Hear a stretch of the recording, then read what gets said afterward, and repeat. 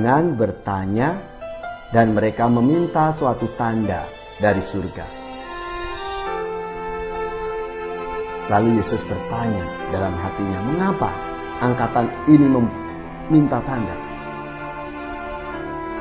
Lalu Yesus menjawab pertanyaan mereka bahwa angkatan ini sekali-kali tidak akan diberi tanda.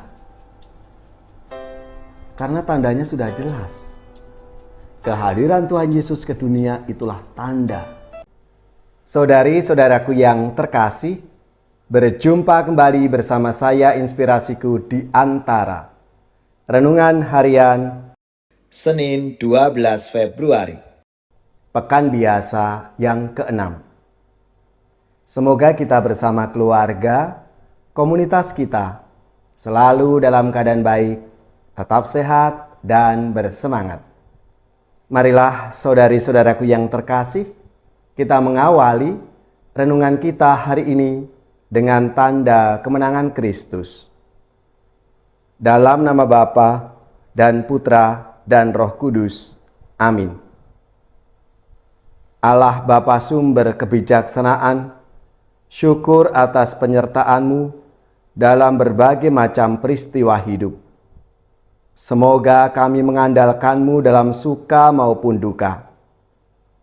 Ajarilah kami untuk saling memberikan pengampunan sebagaimana putra dan putri sebapa.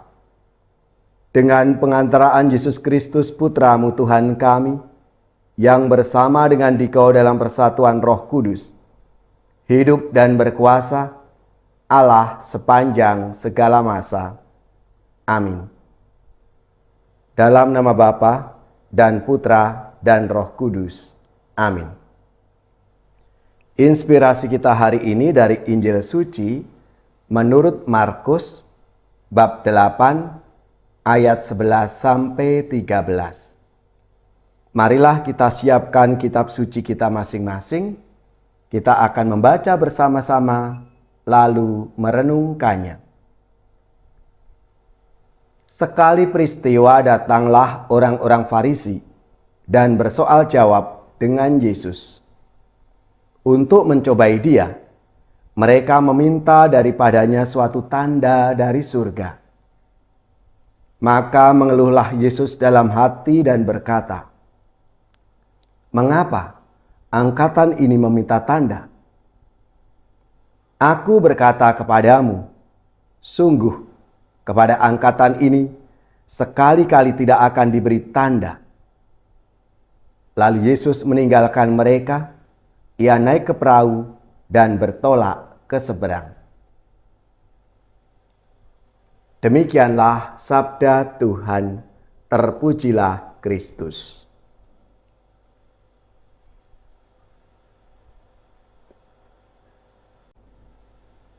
Saudari-saudaraku yang terkasih, renungan kita hari ini masih melanjutkan permenungan kita yang kemarin.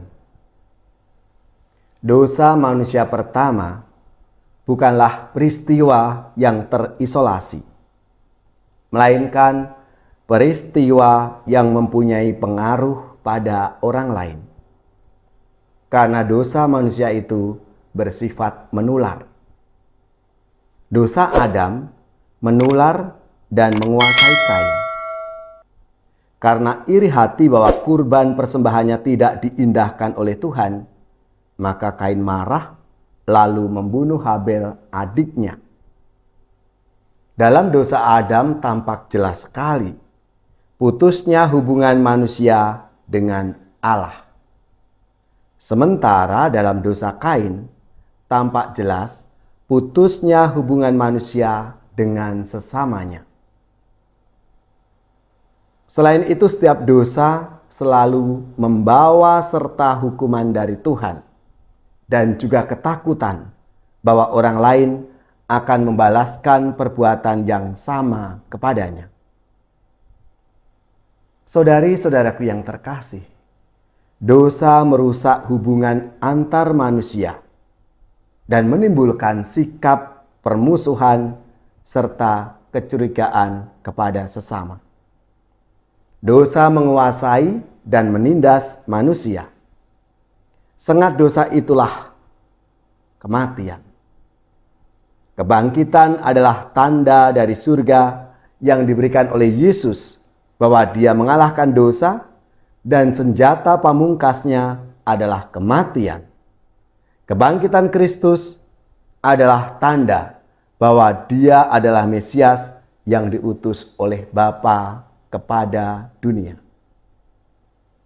Saudari-saudaraku yang terkasih, maka jelas sekali ketika orang-orang Farisi mau mencoba Yesus dengan bertanya dan mereka meminta suatu tanda dari surga. Lalu Yesus bertanya dalam hatinya, mengapa angkatan ini meminta tanda? Lalu Yesus menjawab pertanyaan mereka bahwa angkatan ini sekali-kali tidak akan diberi tanda. Karena tandanya sudah jelas.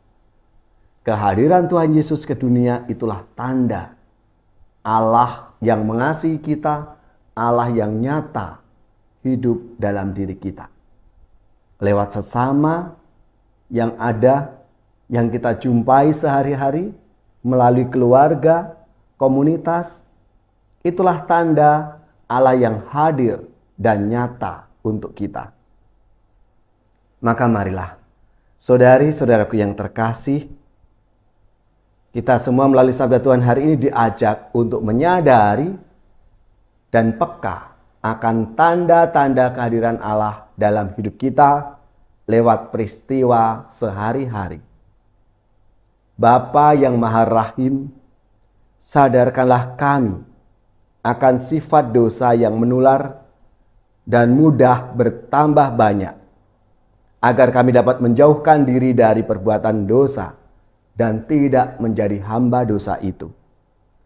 Teguhkan iman kami pada kebangkitan yang membebaskan kami dari dosa, karena itulah tanda kasih-Mu kepada kami.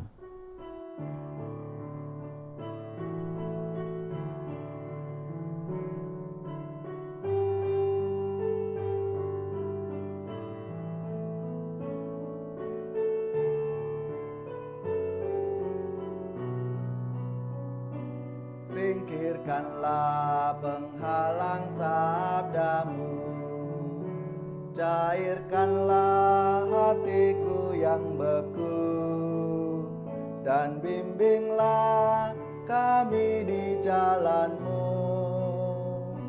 Singkirkanlah penghalang sabda-Mu, cairkanlah hatiku yang beku, dan bimbinglah kami di jalan-Mu. Saudari-saudaraku yang terkasih, marilah kita mengakhiri renungan kita hari ini dengan mohon berkat Tuhan, dan kita akan menerima tugas perutusan. Marilah kita siapkan hati kita untuk menerima berkat-Nya.